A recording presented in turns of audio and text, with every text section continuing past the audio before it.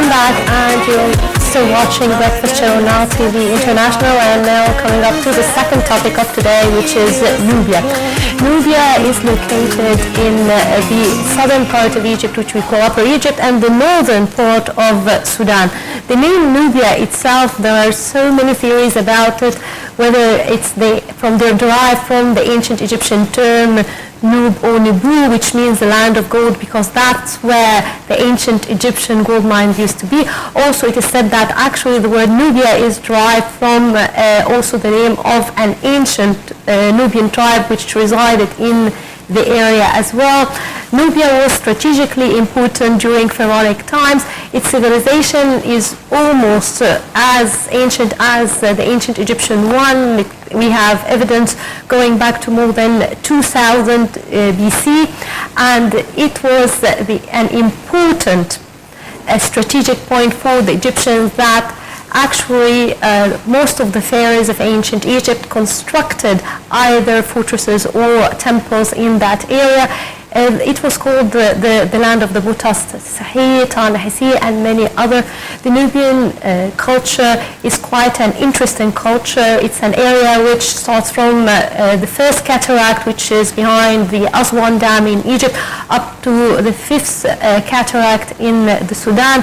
Also, during the 25th dynasty of the ancient Egyptian history, the Nubian kings saved Egypt from foreign occupation, and they ruled as Egyptian pharaohs for quite some time. Today we will be learning more not only about the history of ancient Nubia, but about also its culture and traditions up to modern days. Joining me now is Mr. Samir Abbas. He's an Egyptologist and a Nubiologist. Welcome, Mr. Samir. Thank you. Thank you very much for joining us. I think it's a very interesting topic. There's so much to know about this part of Egypt. Unfortunately, including myself, I haven't had the chance to go and visit Nubia, so I would want to know from you more about the culture of this area, and what are the traditions, what are the people like, how do they go on with their daily lives? Where would you like to start? So, first of all, I'm very happy that you've done a very good homework, for planning for this talk, because most of the people, when they hear about Nubia, normally they don't understand where Nubia exactly lies, So, as you described, Nubia is not only existing in Egypt, is existing in Sudan as well. And that's why 6 years ago I had a deep interest not only in visiting Nubian sites in Sudan, is actually leading groups, tours in Sudan as well. So, I'm very happy because you talked about the history timeline as well, but if we talk about the history timeline, about the civilization of Africa, of North Africa, in Egypt and Nubia and Sudan, there is a very important site to mention, which is Natablaye and the Stonehenge.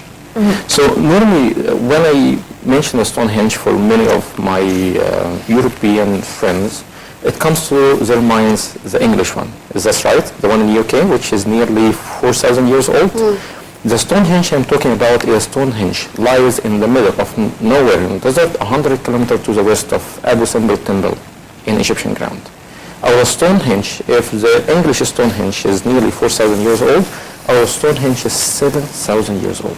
Mm. Now, would you tell us more about that Stonehenge? How is it like? Because in England, that's more like several pillars, vertical and horizontal one. What about the ones here in Egypt? Is it a type of a temple? No, it is a very sophisticated astronomical device to predict the rain season, the cultivation season, and the harvest season. So the question is, where is the Stonehenge now? And how many Egyptians seen the Stonehenge? And how many visitors the Stonehenge, our Stonehenge, which is 3,000 years older and even more important in the history timeline than the UK or the British one. Mm-hmm. There is, in the last year, the English Stonehenge received 1.3 million visitors.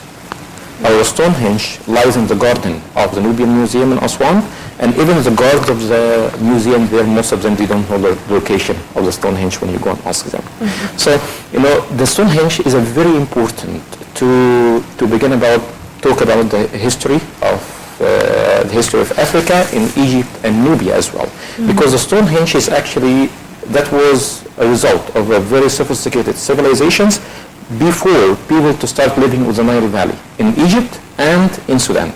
Yeah. Mm-hmm. So before people, they have been called Egyptians and Nubians as well. There is the origin of one of the oldest important African civilization. And when it comes to the ancient Egyptian civilizations, it was stripped out from its African root. You know, we are in Africa, and our water comes from Africa. And that's why this topic, this historical topic, is very important for us, because unfortunately, you know, most of our focus now is to the north, not to the south. The south, that's where our water come from, and that's where our fertile soil come from as well.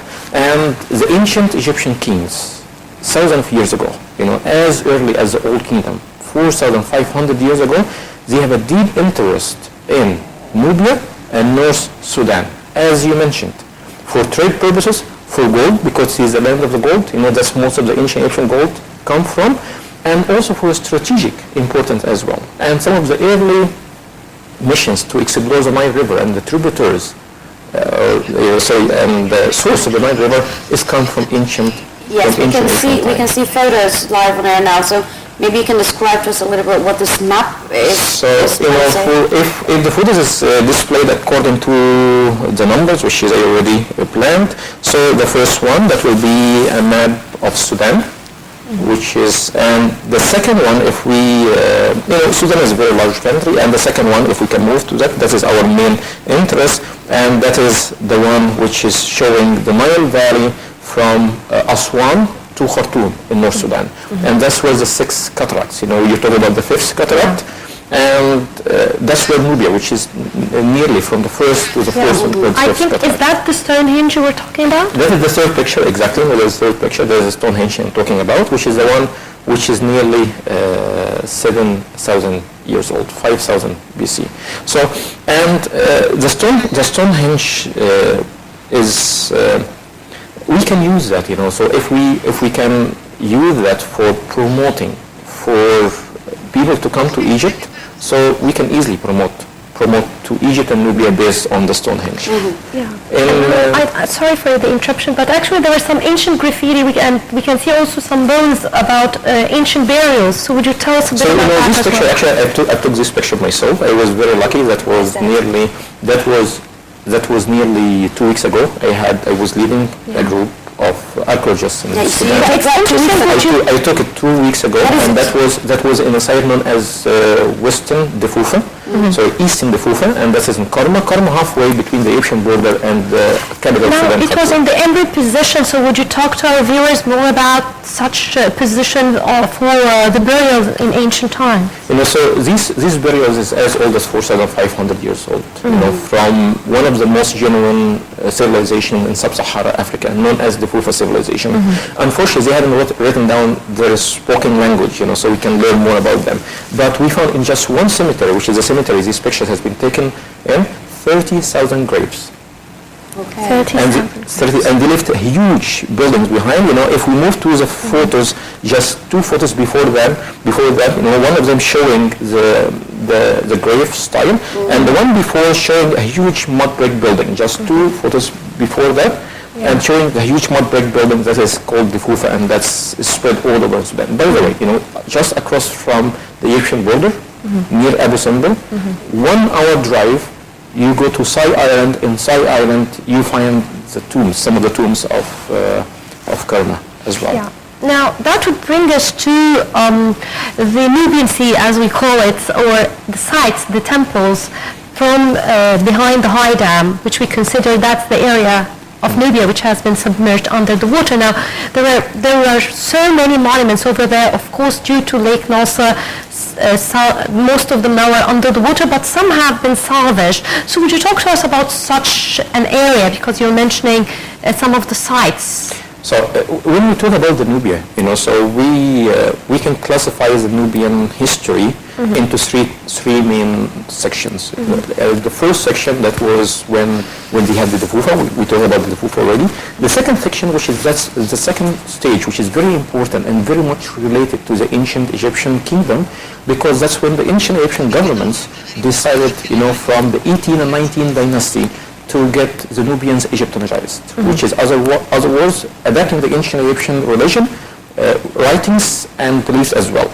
And that's how we come across to Jebel Barka, and that's how we come across to some of the statues and the pyramids we are seeing right now. The pyramids we are seeing now, they are not in This is the Mauryan civilization? That's exactly, and Meroe civilization, the only way to know about Meroe civilization, because they wrote down their history in hieroglyphics. And there are another type of writing which has been used in Meroitic but not deciphered yet. So these pyramids, there is only one field in North Sudan. There is more than 100 pyramids. The number of the pyramids in Sudan, nearly 300 pyramids, which is more than double of the pyramids in Egypt, by the way. But these started building pyramids after we stopped building pyramids. Some of my Sudanese friends will have a different story, but we are talking accurately from history point of view. I have a question here.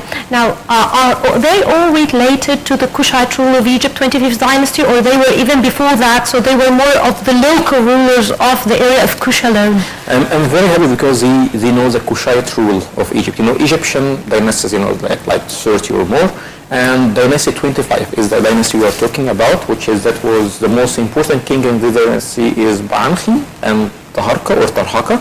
And Ba'ankhi, he decided to lead the Sudanese army. And by the way, the statues we have just seen on the screen, before, that was not for Egyptian kings. That was Sudanese kings, but adapting the ancient Egyptian culture and religion. And he decided to lead the Sudanese army to liberate Egypt, because Egypt in that time was controlled by a Libyan dynasty. So that is a result of hundreds of years, which is the ancient Egyptian government was investing in Sudan, to give them respecting Egypt and the ancient Egyptian religion of Egypt. And when Egypt had a problem, that's what you said, when Egypt had a problem, so the Sudanese kings came to liberate Egypt, and they have no interest in taking over Egypt, to rule from here. So, in the importance of the history of Nubia, and especially not just talking about the Nubian part of Egypt and Sudan as well, is we need to find ways to operate tours and get people interested to see the both parts, because there is a natural extensions of these civilizations in North Egypt, and there is many temples built by the ancient Egyptian kings, like Abu Simbel temple, which is the biggest temple built in the Nile Valley in Nubia. But if you cross the border, like 50 or 100 kilometers to the south from Abu Simbel, you will find Solib, you will find Sadenga, you will find Kaiwa, you will find many other sites, Jebel Barkal as well, many other sites which has ancient Egyptian temples. The big threat now is, as the high dam is built in Egypt and there is monuments has been submerged, there is dams being built in Sudan now. And there is a global race now, in order to save many of the monuments in Sudan, because unfortunately the governments haven't made sure that they will rescue the monuments first before building the dams. And that's happening in Sudan now. Yeah, before we run out of time, speaking of adaptations and speaking of today's Nubia culture, let us get to know more about how is Nubia area very different from the rest of the part of Egypt. Tell us more about their tradition and what the culture is like today. So there is one significant difference between, which makes the Nubians in ancient time, even slightly like today, different than the ancient Egyptians, is the language. The language is spoken in ancient Nubia. So even till today, Nubians, they have a different accent and language in general. Different language, different accent, okay. Different language. But the good news is, so the Arabic is the main language for the Nubians, and those the conservative among them, they still practicing, they still speaking their mother tongue. And the only thing which is spread, by the way, Egypt and Nubians together, that when Islam was spread in the Nubian lands, not before. Before that, there was clashes, and there was there was most of the time it was ancient Egyptians having control over the Nubian lands by military or by culture influence and religious influence. Actually, it's worth mentioning that the Nubian language or dialect played an important role in the 6th of October War, because that was the secret language and codes used, because very few people knew about it. So actually it was the one utilized in the war, and that was another... And that's why Israel, shortly after, they started intensive courses to study the Nubian language.